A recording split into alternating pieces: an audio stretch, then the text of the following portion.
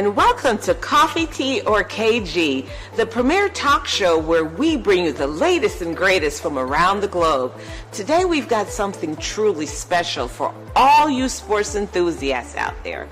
Get ready to witness history in the making, coming to you from the great city of Lauderhill as the Broward County Stadium in Central Broward Regional Park becomes one of 3 United States sites to host International Cricket Council, aka the ICC Men's T20 World Cup Cricket in 2024. Yes, you heard it right. This is the very first time the World Cup will be held right here in the United States, and we couldn't be more thrilled. With a whopping 55 matches lined up, including 16 right here in the U.S., and 4 epic showdowns at Broward County Stadium in Lauderhill, the excitement is palpable. Mark your calendars, folks, because yesterday, June 11th, they kicked off with a thrilling match between Sri Lanka and Nepal. But that's just the beginning.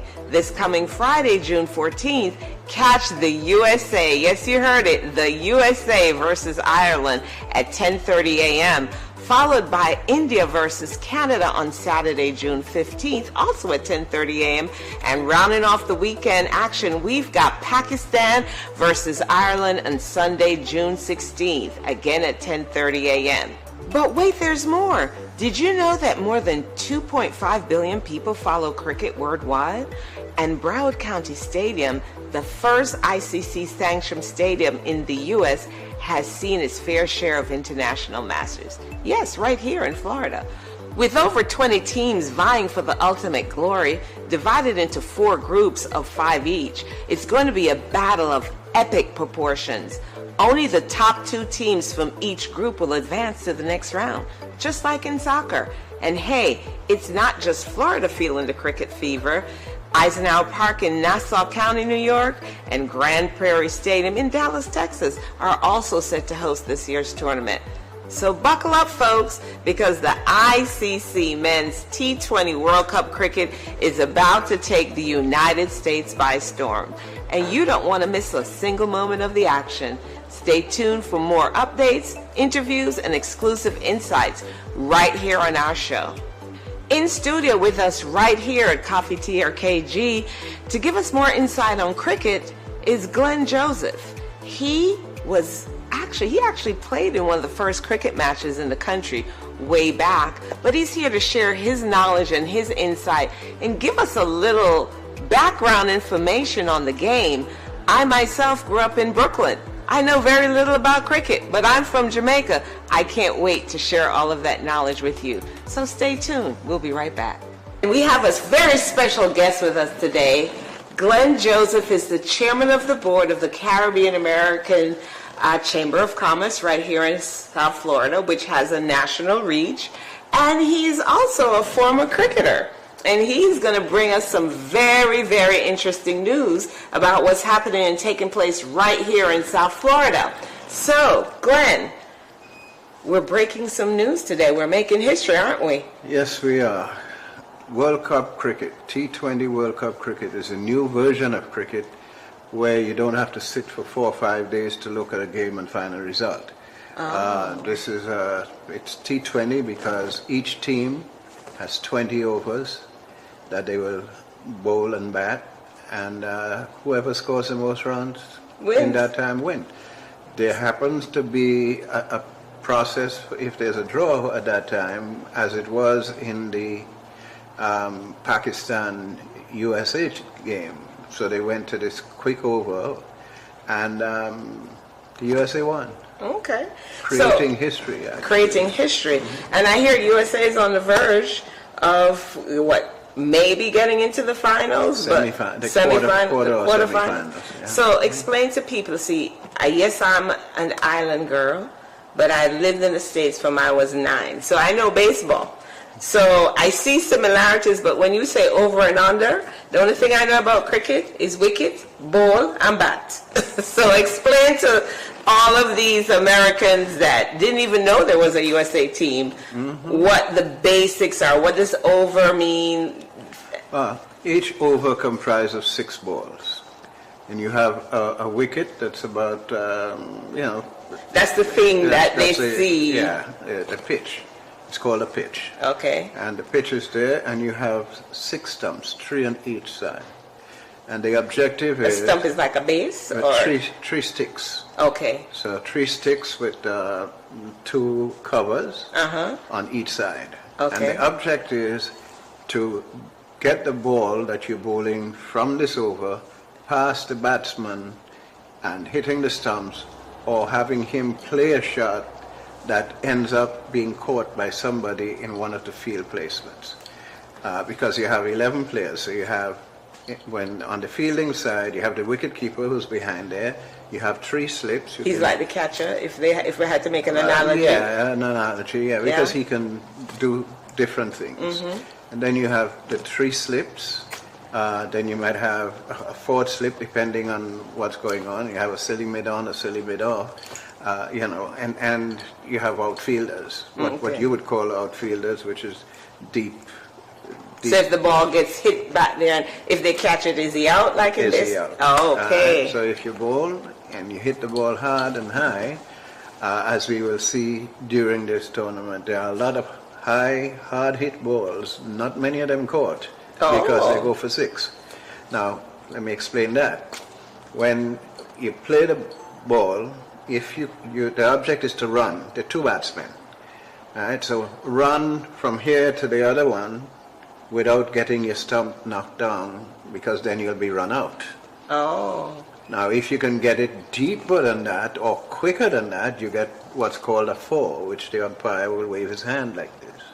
And a 4 is points, or? 4 runs. It's runs. So when they're running back and forth, that's a run? Each run. Oh. That's 1, 2, or 1, 2, 3 sometimes. Okay.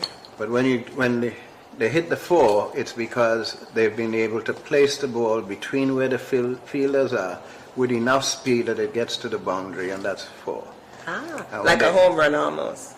Equivalent, if to help, the equivalent of help the home that run. don't know understand a little The bit. equivalent of the home run would be the 6. Okay, got it. Because that goes straight from the bat all the way into the stands, and the umpire does his hand like this. So that's 6. And that's automatic, that's 6 4, points? Yeah, 6 wow. 6 runs. Nice, nice, nice. So it starts today, and it's at the regional park in the wonderful city of Lauderhill. I have to say that because I live in Lauderhill. I don't have to, but I live in Lauderhill, so I have to big up Lauderhill and the Central Broward Regional Park. Any famous cricketers are going to be there? I heard Lawrence Rowe might make an appearance, and tell us a little bit about him. Lawrence Rowe is one of the classiest batsmen that the West Indies has ever had. And he's from where? He's from Jamaica, where Okay. you're from, obviously. And you're from Trinidad. I know we have some great players from Trinidad as well. As well, yeah. And he had to retire from cricket early because he had a problem with his eyes. Okay. Okay, he got, I don't remember what he got hit on, but he had a problem with his eyes, and so. But when you saw Lawrence bat, it was one of the prettiest things you could ever see on a cricket field. Like poetry in motion. He had the strokes, he had the imaginary. You could think of it, and he had it. Wow, wow, wow. So he's a legend in our, and he's a living legend. He's and a living legend. Right here in South He's right Florida. here So in South Florida. try and go to the games. The games start today. Yes. There's what is it the first game or? It's the first of 4 games. And they're going to have a party zone and a kids zone. So if you can make it, look up cricket, Lauderhill, Florida. The World Cup first time here, making history in the USA, and try and go. However, there's something called a fan park. Oh. And tomorrow evening, there's going to be one of those fan parks at the stadium, which is free. And rumor has it that there'll be some big name artists making guest appearances. Oh, okay. So, that's tomorrow evening. So we need to run out there and meet these big name artists. So. And that's because the West Indies is playing New Zealand tomorrow. Oh. And that is a fan park is to provide people with an opportunity to look at the game and have some fun.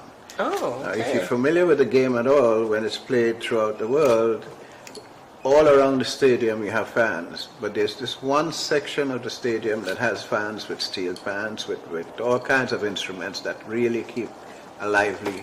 So they're partying while the game is going on? Of course, they're not playing.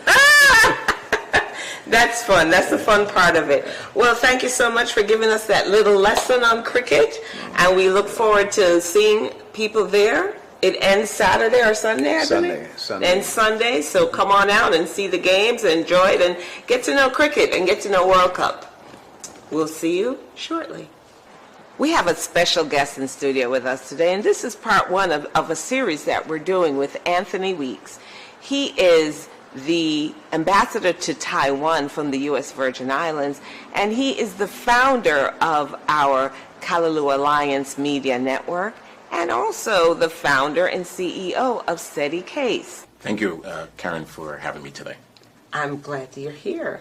Now, Mr. Weeks has so much information to share with us. There's so much going on in our local area, and it's all about your big announcements, telling us more about what the meaning and the depth of Kalalua Alliance Network and everything that Steady Case brings to our local economy and the people of South Florida and the U.S. Virgin Islands. So the floor is yours. Absolutely. There's a lot to unpack in terms of a lot of what you said, and certainly we are truly excited about our rollout and the setup of our operations here in South Florida. We are looking at multiple verticals of opportunities, but let me just lay the foundation for a second. Okay. The impetus for what we are doing is how do we better create and strengthen trade commerce regionally. The U.S. Virgin Islands, we are the U.S. in the Caribbean. Obviously, we're not part of the contiguous United States. Right. And so the question becomes, what is the value add and value proposition for what the Virgin Islands represent uniquely as a U.S. territory, but more important, as a Caribbean island neighbor with the rest of the island countries in the archipelago? And so... And when you say regionally, are you including Central and South America? Yes. Okay. Yes. So obviously, when you think of the region, you say the Americas. Correct. Right? But the America encompasses North America, South America, and the Caribbean, Correct. which includes Central America. So yes, that's a good point. And so collectively, when you look at the Americas, we're talking really in excess of 1 billion people. That's staggering when you think about it. Right. And so, but then when you start looking at the fragmentation of the region, and you start getting into more of the independent sovereign state island countries, you have 35 to 40 different islands in the Caribbean, disjointed and not connected. And so the question becomes, how do we strengthen and create better cooperation and collaboration amongst ourselves? Because you can speak individually, but when you come together collectively, you have greater purchasing power, geopolitically and economically. And so historically, the U.S. Virgin Islands have, for a long time, have had, if you will, not really either not understand its role or understand its role, but choose not to really be more involved with the region.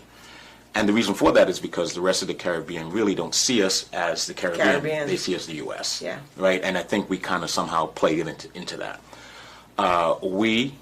Congress, the U.S. Constitution, allow us as not a state but as a territory to participate in the Caribbean community, better known as CARICOM, as an observer. Both Puerto Rico and the U.S. Virgin Islands are observer in CARICOM, and we're not a member state. But we've been remiss. We have not, or should I say negligent, we have not been actively involved in CARICOM. And when you look at the issues that are affecting the region, I'm of the position and opinion that if you're not at the table and you're not part of the conversation, then you're on the menu. Right. And so how do we change How do we change the narrative? How do we change the trajectory of that relationship geopolitically, economically? Is obviously we can observe in CARICOM because we're subject to the U.S. Multilateral, bilateral deals with foreign countries and region, and so therefore we have to operate within that confinement. And so the question is, how do we create a platform or a vehicle that allow us to have greater say and participation, and at the same time coexist with our neighbors? And so it was necessary from a macroeconomic and public policy position to create the Caribbean Americas single economy. And that's the case. And that's case. That case, the acronym CASE it derives from that. And the reason I did this was because back in 1989, CARICOM commissioned a study to pretty much decide how to better integrate the rest of the Caribbean. Big island, little island. I don't have to tell you about that. Very nationalistic, and the movement of people and goods. And so while they were successful with all of the above, there was an impasse, and the impasse was they couldn't agree on a single currency. And so it didn't go anywhere from there. Yeah.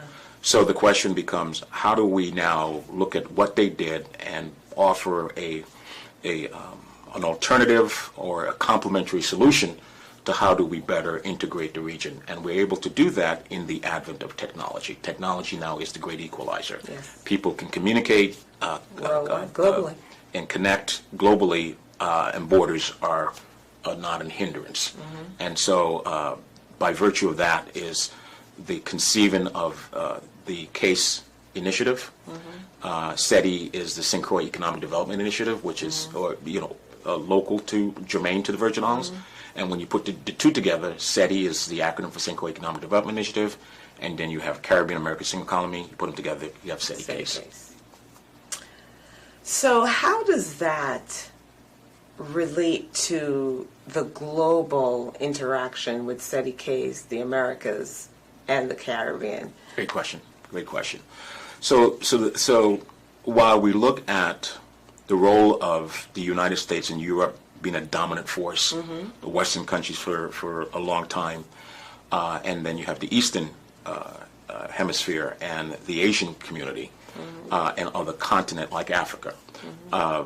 We're now seeing in today's space, we are now seeing opportunities in the eastern part of the planet because of, at the end of the day, they have billions of people that represent economy of scale for development, for manufacturing, for distribution, and that's called the global supply chain. And that being said, is the reason why it was necessary for me to create the U.S. Virgin Islands Taiwan relationship. I was just about to get to that. And so the U.S. has multinational bilateral deals around the world. Correct. Every state in the Union have the opportunity to participate with all of those multilateral, bilateral deals.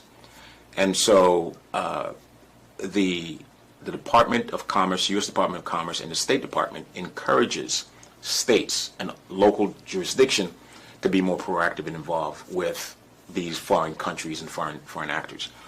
Do you see that happening, though, on a regular basis? Oh yeah. Well, state? No, yes and no. States and cities are actively pursuing international companies and investments. Mayors, particularly, travel extensively, as well as governor overseas, to be able to do that. And I'm glad that you brought it up. And the reason why, and the other reason why CASE was created, the unique proposition for the U.S. Virgin Islands, being the U.S., we're now in a position to say to fellow states and cities, if you are looking to do business in terms of trade and commerce in the region, we as a U.S. territory become an asset to those states because we're in the region. And so we have the opportunity to bring to bear those resources that help enable the transaction and the interaction with our fellow states and cities to be able to look at opportunities for development in the region, in the Caribbean and Latin American region. And so, but getting back to the original point, what I was making was, in order to understand the next frontier where there's opportunity, Asia represent that. You have India, China, and obviously all the other southeastern Indo-Pacific region countries that are there, and Taiwan, as small in numerically numbers to, India having 1 billion plus, China having 1 billion plus, Taiwan only have 24 million people, but they are a massive player in the global economy, particularly in technology. They rank number 1 or number 3 in terms of hardware manufacturing of technology, whether it's desktop computers, laptops, mobile devices, etc. Foxconn is a Taiwanese company.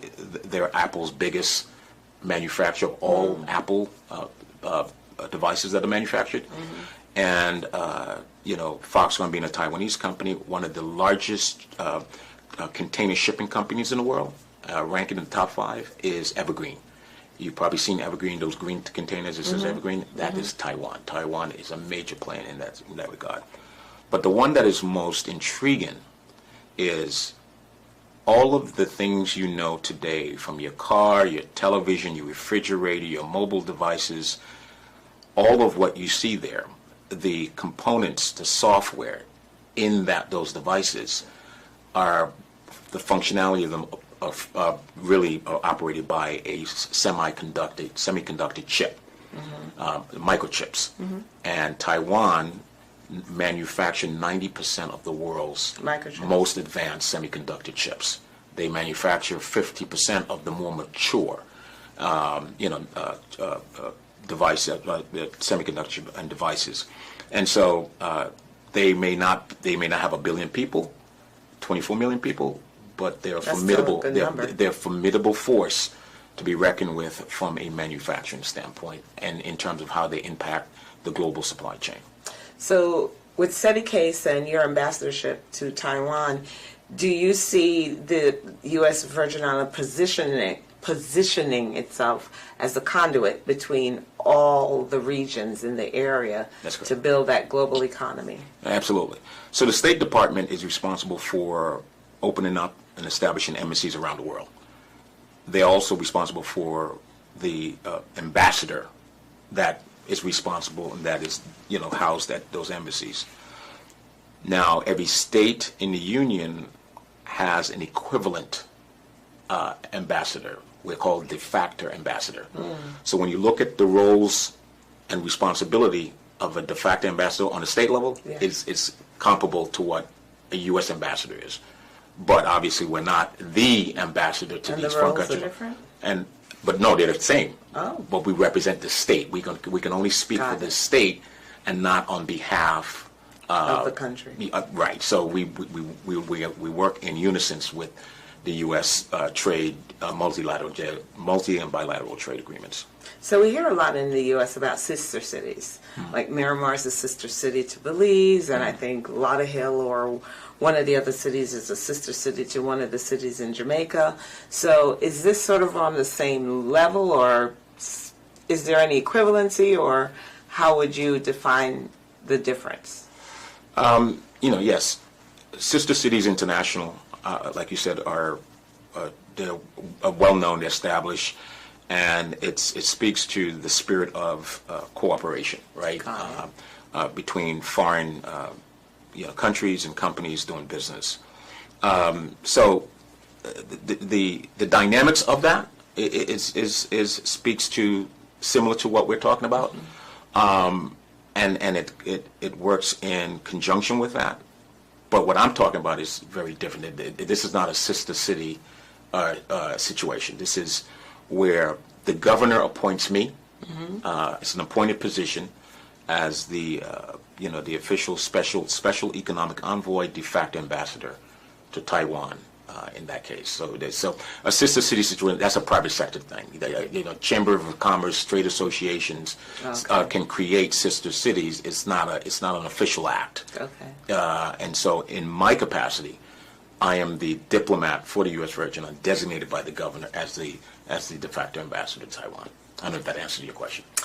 It's sort of, but, there's so much to unpack here. We're going to have to revisit this and talk more specific about each individual item so people have a better understanding. But you do have an announcement to share with everybody for this coming up December. Yep. And before I get to that, so we're now officially, in terms of when we talk about, because we're setting up partnerships and we're doing economic development starting from New England, coming all the way down to South Florida. Right. So we are building bridges, economic bridges between the U.S. Virgin Islands and the rest of the major markets on the eastern corridor of the country for the purpose of facilitating increasing better trade, international trade and commerce. On top of that, which I'll get to, finance and the role of technology. But before we get to that, I want to be able to say thank you publicly for being one of the Kalalua Alliance strategic partner, Alliance media partner, as a publicist, as a public relations expert, and in terms of just, from a marketing perspective, to be able to have you as team leader when it comes to one of our signature initiative called the Marketplace. Mm-hmm. And the Marketplace Florida will power your show that will premiere next week, which will be obviously live on television, live on radio on a weekly basis. And I'm excited because what you will be doing is championing, and you will be the platform to give this community, South Florida, a platform and a voice from a business perspective. Correct. There's no shortage of community news, social news, out there. This will be, a collection of all of the above.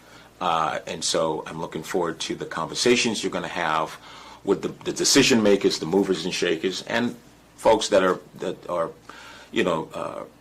regular folks who are living in their lives every day and that are impacted and are making pocketbook issues based on what's affecting their lives.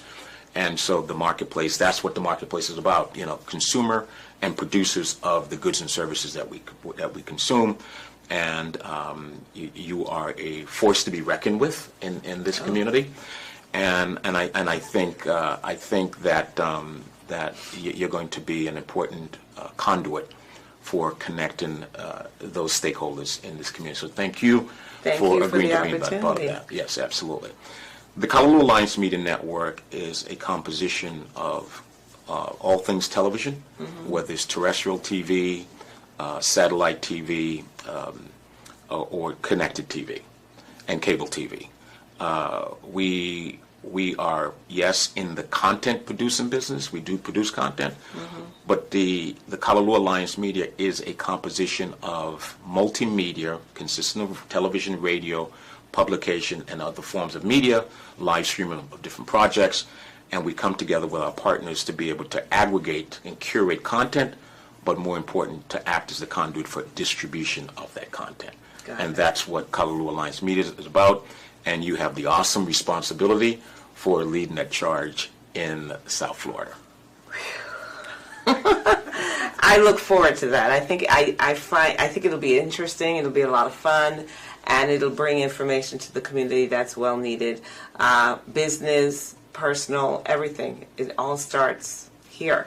Yes. And this affects here and Right. here. Right. So we have to make sure that we provide vital information for our business community, and our business community drives the personal, and we have to make sure we take care of all of our cities here in South Florida and all the needs of all of our communities.